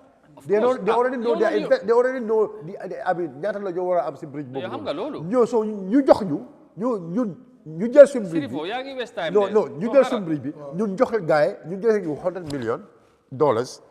That $100 million already the 2025 budget gave them for almost about 50 million. Monyang. 50 million. Monyang. Sirif lu mo wax ni li nekul lu es. This bridge we ever 50 million Africa 50 whatever. This cost nañ ko be government danaka ak li ngeen wax yep they have went ahead and they are doing what they have done. Whatever. And it's bad to the Gambia. Waxal lolu. Hanga man limay wax. Amadou waxal lolu. Hanga lu xew moy. Okay, yang sank yang do wax ne journalists have to do this. Gambian moo tax sometimes nga wax ne yéen tamit opposition bi seen rôle ñu bari dañ jàpp ne dafa des bu baax ci réew mi na ngeen di taxaw of course UDP for example foog ñu jox leen crédit somehow because not somehow foog ngeen jox ñu crédit because ñun ñooñu nekk di génn di wax rek bàyyi ma man ma wax man maay wax mbojo parti yi nekk ñu attaque mbojo parti yi man ñu ñoo ko mbojo parti yi leen léegi ban mooy mbojo parti ay mbojo parti dafa bari soo bëggee wax ne da nga am fit kay waxal ko mbojo parti xoolal mbojo parti comme lan Sobeya mbojo parti la maa ko wax Sobeya maa ko wax mbojo parti la suñu ñu attaque leen di mel kii ku ñoo war a mbojo la maa ko wax Essa Fall parti ya mbojo la Sobeya mbojo la maa ko wax mbojo leen Lum la wax mu bari lan la no mbojo I'm telling why this reaction no I'm going to la Essa lan la wax let me tell you something it was just attacking UDP comme lan the UDP MPP 6 and 9 but how can we be is it the first to say no, that I am telling you ne ku nekk di wax loolu as an opposition party ku nekk di attack your opponent your fellow opposition party your mbojo you don't understand politics. Politics is about attacking the incumbent. Politics is about holding the incumbent accountable. Opposition has to hold the incumbent accountable because it's the incumbent who is incumbent mooy nekka mooy nit ko am ne mu ngi our sun revenue sun naka la ñëw si olof sun xalal non sun koom-koom bi si ron central government la nekka so ñun as an opposition we have to hold the central government accountable pour ñu mën a def lu ñu am ne askan loolu lañ bëgg we should be their soldiers we should be there to hold them accountable generally ci réew mi ñu bari dañ jàpp loolu dafa des rôle bi nga war a play pour all account sax state bi dafa des you know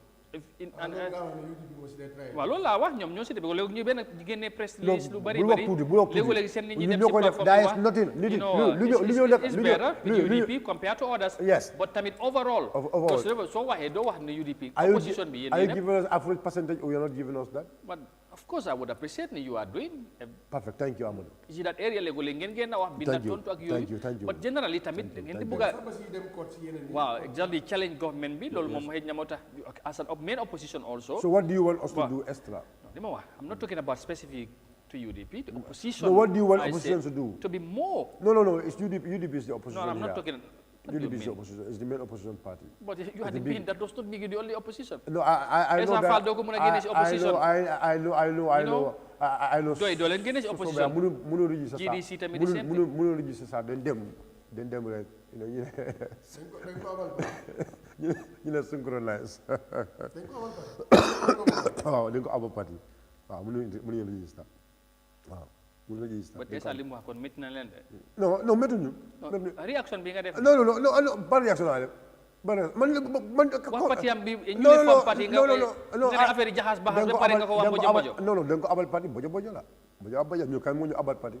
Kan mo ñu abal parti ñu sol parti bi our elders they form the party. No, I am telling you it's a fall of all people. One celebrated by almost every Gambian. Yes, we respect him because of the job he have done to the Gambia. He have done. And also 2021 we fi jaxaso. You came together with him. I mean he came to us. Esa came to us. It was of course it was. No, I'm telling you, no. It was a common cause. But nangul li Esa mo ñew suñu. No, the bala mo ñew communication happened. No, I am not saying communication did not happen, but I said it came to us and we really appreciate that. Coming to you means No. All right, finally we withdraw. Because We really appreciate that we have the leading opposition at the time come together. And they came to us. They came to us because the respect they've given it to our leader, and we really appreciate that. You appreciate the. So don't forget that. Now you are trying. I am not forgetting that. I'm not forgetting all this that. mojo now? No. Luma neka dewa moile. As new neka attack. It has no ground. Retaliate. Obviously, we will retaliate. We are not going to give. I'm going to the same problem. Esa never calculate. I'm going to the same problem. You don't know Gambian opposition. They don't have no strength. They don't have no support. You understand? So if they want people to hear them, people who understand that they are around. Are you not just worried into the game? No, I am telling you. Because you know, if you allow him to grow, probably he's going to take your people. The lives of Esafal and the others, if they want people to realize them, they are even here in the Gambia. They have to attack UDP. So that Gambians will realize that Esafal is here. Maybe also, probably, you are worried, ñew na ci game gi. Esa is not. I am telling you. Let Esa tell me. No. Tell me one individual, one the UDP Landekon, as an executive member, as a prominent member, UDP Landekon, and today the person is falling. Esa. He's just coming. No, he's not just coming. Somebody who contested in an election. Yeah, no. He gave it as independent. Yes, I'm saying. But tell me one deflected person. I'm the joke na UDP. Them say Esa fall. Probably munna hew. No, but tell me. Maybe if you know. No, but tell me. But maybe I'm a good. But it's possible. No, I am telling you. Do have. It's going to be very rare for Lord. I don't know. Of course, I don't know. But I can tell you that there is no. I can tell you as I'm speaking right now. There is no member, no executive member of the United Democratic Party. Not executive, but other members. I mean, other members, and even other members now. Man, you might have the people I knew in UDP as prominent people, as key people, as very die-hard supporters of the party. I'm just my banner. Join SFL or join any other. Yeah, join SFL. Balanyo jala about UDP. SFL and any other political party. United Democratic Party have an open door policy. We have an open door policy. If any of the opposition wants to come and work with us for us to salvage this country, we are saying the door is open. Nyaulen, you boka. To salvage our country. But est-ce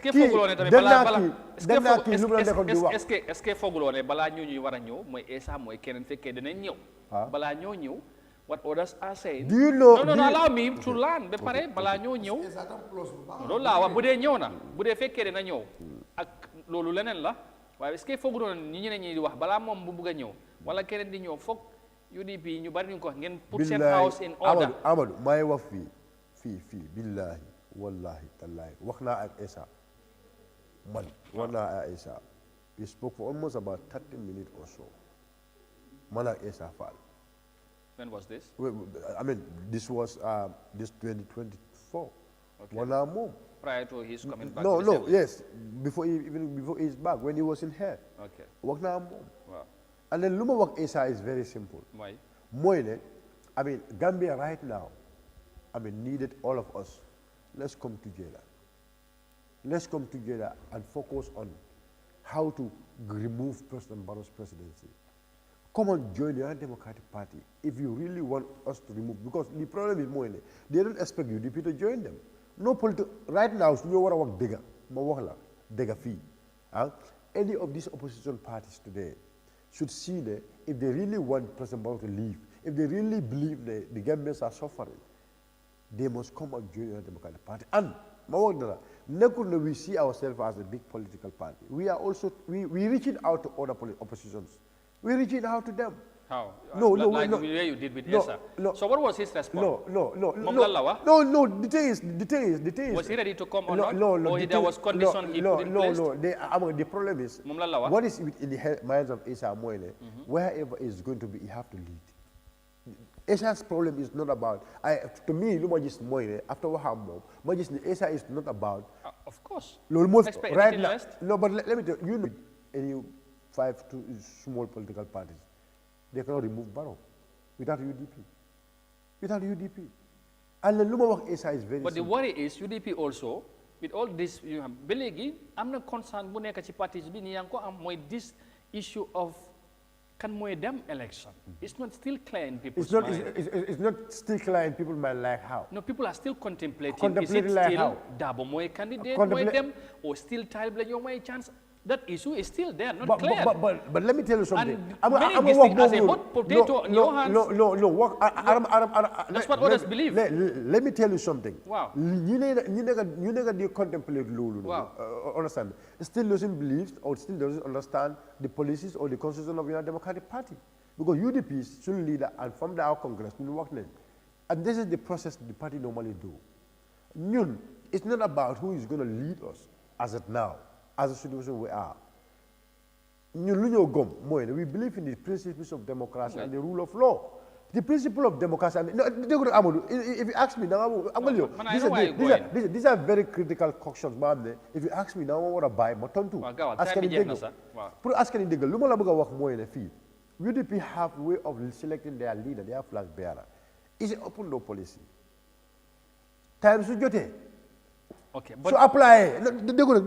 Okay, apply. Any one of us here can lead this political party. Fine. But you know, this has been an issue last month or few months back. Denga tension boom gene one party. You have lolo. Some of the militants. Yo denga lolo. Why you among party? No, you have. Among wakal tension ba among party. You didn't never have a tension. No, by I group ni jël position ban group no yow lima wax ni yama ko no waxal rek because you are a journalist you had whatever you had as a journalist so you are telling me UDP is intact no of course it's in full tank but this issue of flag bearing it's not an issue in the party I can tell you because it has been fixed one thing I know let me tell you it has been fixed it's not about it has never been an issue in the party it has been no let me tell you something you know, not at the hierarchy level, but at military level, probably. Let me tell you something. The party is an institution. Institution is managed and controlled by executive. Wow. The executive is intact. Yeah, that's I agree. The leadership is intact. As I'm speaking to you right now, from our last congress, Usenu Dabo is our leader. Is the Secretary General and the party leader of the Democratic Party. Absolutely, no doubt about that. Nobody doubt that one. Yes. And as I'm speaking to you, Talib Ahmed Bensouda is the organizing secretary of the party. Indeed. As I'm speaking to you, all the names people are saying, they are everything together. The party executive is intact. So there's nothing but to let me worry tell you about. something. UDP is a democratic party. We have people with different divergent views. But that don't spoke about this issue. Deng ma waxon ne cioli moy bari rek waye li taxaw moy Dabo bu buggee mom bugga dem parti bi bugga ko mom moy dem. Let me tell you something. Let me tell you something. I can tell you, Gambians from this tour, Gambians bugan Usenu Dabo. Billahi wallahi tallahi. Just now, the Gambians, this now the grassroots supporters of the Democratic Party, they like Ousainou Darboe because of his principles. They believe that he has the foresight to develop this country. So that means that means Sudeme 2026 he can win. But Gambians you want to win loan. I mean, how, why? Gambians 5 times let me tell you something. That is, let me tell you something. When you say 5 times my chance, that's not true. That's no lolu dega. No lolu dega. I am telling you. No, them elections. No, them election about 5 times. Mom, as a candidate. Yes, as a candidate. So win na. No, Gambians is signing go. Gambians mayun ko de. No, Gambians mayun ko. No, joxuñ ko chance pour mu lead as a president. No, Gambians mayun ko. It's a system. It's not Gambians mayun ko. 2021 should Toby. Mo win. Ousainou Darboe will win election. 2021. This last election was won by Ousainou Darboe. never said so. That is IEC. That's why I'm saying it's the system. But Gambians like Ousainou Darboe. Gambians have voted for Ousainou Darboe because I don't wonder. Gambians believe Ousainou is landed. Dembo. Yeah. No, Dembo. He gave a very touching statement. And then, ma talk, ma khalat. But Darboe, nitla bohanle like. Bokala Rewobi. Because Alama Wala Dembo, Mune in the Gambia, during the time of Sadao Karabah Jawara, many of the progressive, many progressive institutions in the fee. Even Central Bank is their lawyer. It was their lawyer. Gamtel, it was their lawyer. Now and other places, every land is giving Gambia come Yubari. Ousainou Darboe was their lawyer. So if I get a halis la, I'm not halis. So lum amon time bobu if it's about something his focus is only pour mom ak doma bi yeb am na ko lo mom degal mune but that is not his focus pour mom la xala am xaliss mune luta mom mu dëkk time mo dëkk politique he said he was at 41 he was at the age of 41 when Ousainou Darboe was becoming the flag bearer of the Democratic Party dafa jël bopam jox ko Gambians. Yeah, he sacrificed. Let me tell you something. Many people they don't want to see Ousainu's leadership. Let me tell you something. It's because of his principle. Because of he's a person dafa bëgg réew mi bo amne is not going to give anybody chance pour nga yaakaar réew mi. Okay. Pour nga yaakaar réew mi. Li motax many of these mafias they will always want to spend money. They will always want to do whatever just to block the Ousainou Darboe is not just for a minute. Tell us what. But Gambians really love Ousainou. West Coast about this tax issue. No, Hadi will give us 25 minutes. Hadi 25 minutes. No, that's too much. They were with Let's continue. We talk about the Congress. What's going to happen on the 28th? Yeah, I mean, at the Congress, it's normal thing because resolution won't pass. From the last Congress, we will, from the last Congress, we will go to a Congress. But this is not going to be an elective Congress. It's going to be a normal Congress, as dictated by the law. So no change of portfolios within the frame of the executive? For sure. There would be? No, there is not going to be. You are going to maintain all positions? Except positions they are vacant. Okay. Understand? And the person that they want to leave, maybe the person want to leave, understand? But there is not going to be a kind of challenge, you don't understand? But there might be some resolutions, and those resolutions also for the electorates or the delegates to vote and see whether we have to change some of the policies now that we adopted from the last Congress, 2022. So these are some of the issues we will do at our Congress in Banjul. And from the Congress, this time is happening in Banjul. Yeah, and after the Congress, we have a big rally in Banjul, which is going to be led by the Lord Mayors, Rohit Malik Law, and the entire entourage. So we're looking forward to have a very successful Congress, and we're looking forward to put our roadmap to 2026. From this Congress, we're going to put a roadmap which is going to be endorsed by the delegates. Because UDP is not a party where the executive have to just sit and just do things.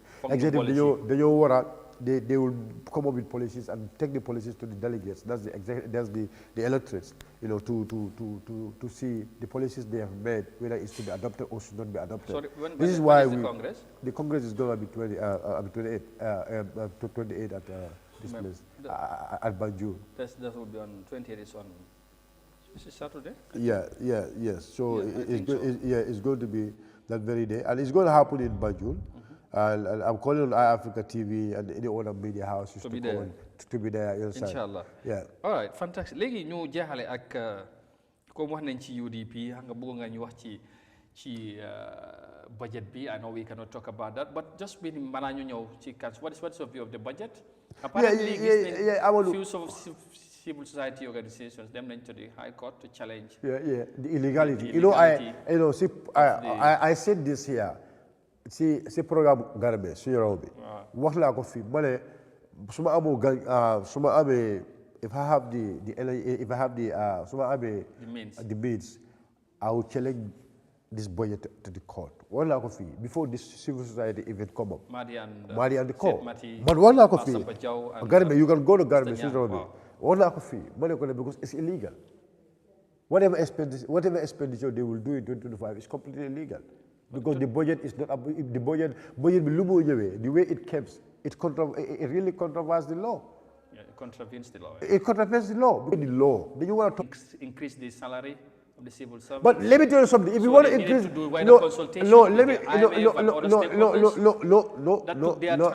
Since when Adama is talking about this salary increment? Since when?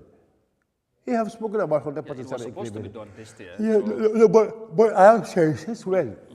Since when Adama is talking about salary increment, the salary scale, the restructuring of the salary scales, since he came to power, he was talking about that. Yeah, but eventually they have done it. Yeah, but I said by next month, rather. Yes, let's see. I hope so. According to what they said. I hope so. Yeah. I hope so because they've said a lot of things here. Minimum wages of I think 6,000 above. Yes, let's hope so. And I think that you would welcome that. No, I say I hope so. It happened. So if it do, I mean, that's what we're looking for. Yeah, that's a plus for the Gambians. Indeed. Because you want to understand legi sako malo nyatala. But maluma lache budget director when we have a program with him. Luma ko lache moyne. Yen wax lañu dañ bëgg ngeen wax ñu yen ñaata ngeen dépense to see that the dalasi is stable in this budget. Because that's very important. The stability of the dalasi is very important. Yeah, I had the information minister, the one right now, Dallas Bimom, the file is stable. No, but it's not losing, it's depreciating like it was against the foreign currency. No, but let me tell you something. At least try to stabilize. No, stabilize by how? That's what he said. No, so how did Gambia benefit from that? The Dalasi, we know when we were coming to government in 2016, the Dalasi against dollar, we all know it. But you have globally, a lot have happened also. No, but let me tell you something. By inflation and all this, I'm telling you, I mean, countries where they are very good in managing their economy, managing their covers, physical discipline. When there is a global crisis in financing, you do what you call, governments has to be very disciplined in financial expenses. So you think this one, they are not? No, they are not disciplined in financial expenses. I don't know. It was Arabic government which said that there is going to be travel ban. That was the policy they implemented. Yeah. For them to have financial discipline. And you think that was not done right? No, Chemo, they have said it. Really it was not done. Amor, you all know that. You are a Gambian. We are talking about Gambia. There's going to be travel bans. But we did not see those travel bans. We've seen a lot of people. You've seen Juja, you've seen, so-called advisors, traveling all over the world, using taxpayers' money. And that's what you said. And that was a policy by the government. So they've said something. The government be working on they could do def. Okay. And the budget director, how much you people are spending on put just the Dallas is stabilized. Because Dallas is stabilized, every Gambian is going to benefit from it. Dallas if it's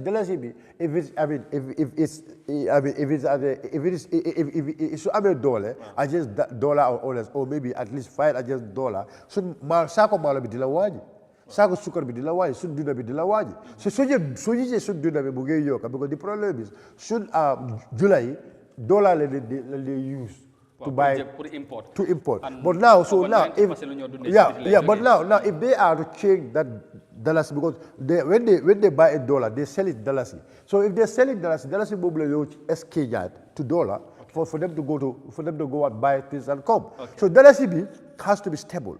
If the dollars is stable, every Gambian full even if you're from Kerawan or Kolibanta or you will able to realize that in yourself. All right, thank you. But that is not the focus of this government. Fine. Just in a minute, we got to go now because time be jehona buyaga. Then what them, honestly.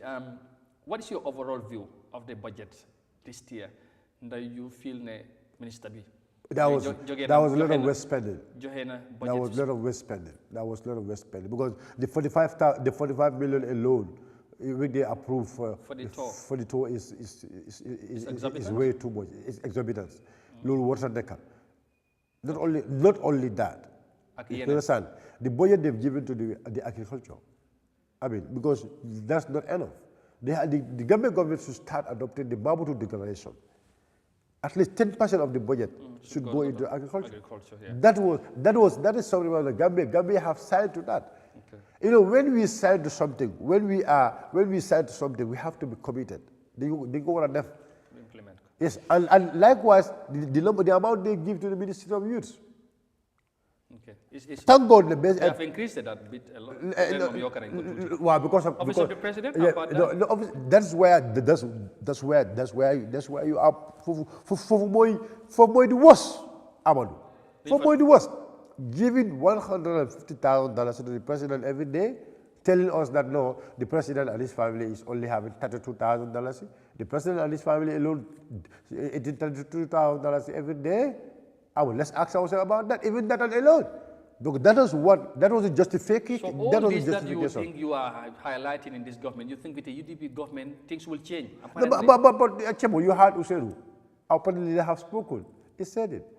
He said, you have to be, we need to have financial physical discipline for us to be able to have a better economic growth, for us to have a better development, for us to stabilize our dollars. Because the problem as a government, they want to understand as a government, we don't have many productive sectors here.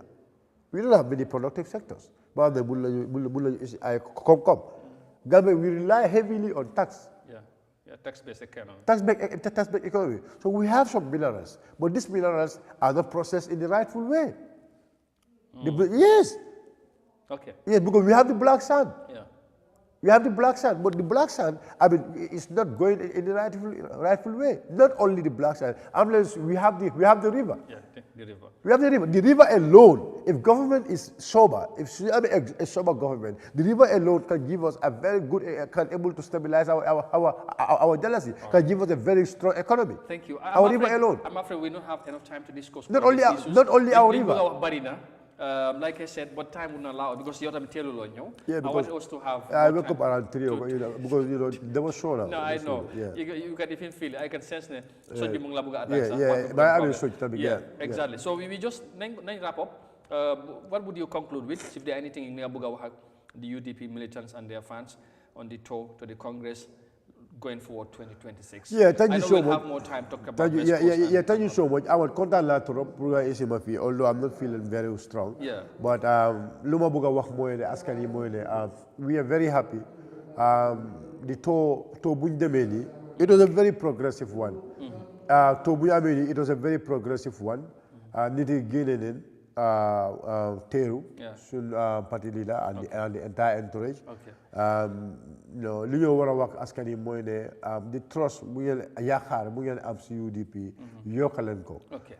Comme 2026 UDP government su ñëwee loo leen bugga dañ ko am because Ousseynou Dabo wax na ko mu ne seen health sector we're going to work on your health sector. We're going to work on the educational sector. We're going to make sure we're going to work on the agriculture. Affaire mbay yi nag dafa overwork si loolu moom daf day wax ba mu join. That's a priority. Yeah, that should be a priority for every government. That should be a priority for every government. Suñ xoolee ñaata xaalis moo dugga si from the projects to at the Ministry of Agriculture. But the problem is, the government is not giving us the right minister. So lu ñoo bëgg a wax askan yi mooy ne kontaan leen askan lu ngeen kontaan understand the tribal politics boo xam ne NPP ñu koy def askan wi ñu koy dégga askan wi understand and now people are diffusing people are leaving them now people are understanding what is their right and lu nekkul seen right understand so kontaan leen trop ma leen sant yow ak Mr Jang I look forward to be back here when I feel a little strong and then so that we can have a complete 2 hours you mën a wax about UDP government about some because léegi dama bëgg we talk about policies of United Democratic Party the 5-point agenda not the only 5-point agenda dama bëgg ñu dugga sa biir 5-point agenda bi ñu xaale tamit ci council bi ñu leen dénk yéen waaw council lo council dama bëgg wax I will tell you something about the council just 1 minute just a minute please we got to go understand la last time wax na si time boobu moo nekk si taw bi affaire yi yokka bi waaw loolu dinañ ci dama bëgg wax askan yi dégg ko affaire yi yokka bi mun laa wax askan yi le the kind of chairman bu ñu am daf dee dogal daf dee dégul bu baax and askan yi seen jooy bi dégg na ko and incha allah by after the next general council meeting askan yi dañoo dégga something different no I mean lu ma bëgg a wax mooy I don't want to preempt because li ma bëgg a wax askan yi dañoo dégg a positive news because he is somebody boo xam ne dafa am yaramande is somebody boo xam ne he just don't look at the money but he look at the welfare of the people so askan yi dañoo dégg loolu incha allah always a pleasure to have you in this show yow xam nga loolu ñun dañ lay soxla nga ñëw ci kër gi mu ñam mu ngi ko wax sànq anda bu yàgg la bu ñu nekkee depuis affaire yi mu ngi léegi ba léegi saa la soxlee nga ñëw doon nga da jógee Eyeafrica lekk taba story bi leen ñun fii lay léegi mu ngi noonu jërëjëf Sirifo thank you very much so bu léegi suma waay la nag léegi moom foog man ak moom ñun fi ko dañ yàgga so xam naa ko yu ndee bugg a def yooyu moom xam naa ne su ñëwee fii moom def day jafe trop su demee ci yeneen plateforme so it's always different with Eyeafrica especially if he is with me. So thank you, Sirifo. I hope you understand that. Mon yang sos bi moko dawlo. You know, mota mu dem. Sirifo tamit affaire mu ko bëgg attack. So we just have to end it here for today. Thank you so very much as always for being with Eyeafrica TV. We really appreciate your company. Ñu gërëmaat bu baax Sirifo again for coming. Ëllëg inshallah mon yang ngeen ñaanal ko xëy na dina fekk mu gën a dëgër soj bi dem. Ñu gën a wax xam nga moom nag li ma jaaxal xam nga Sirifo fan la ko plug.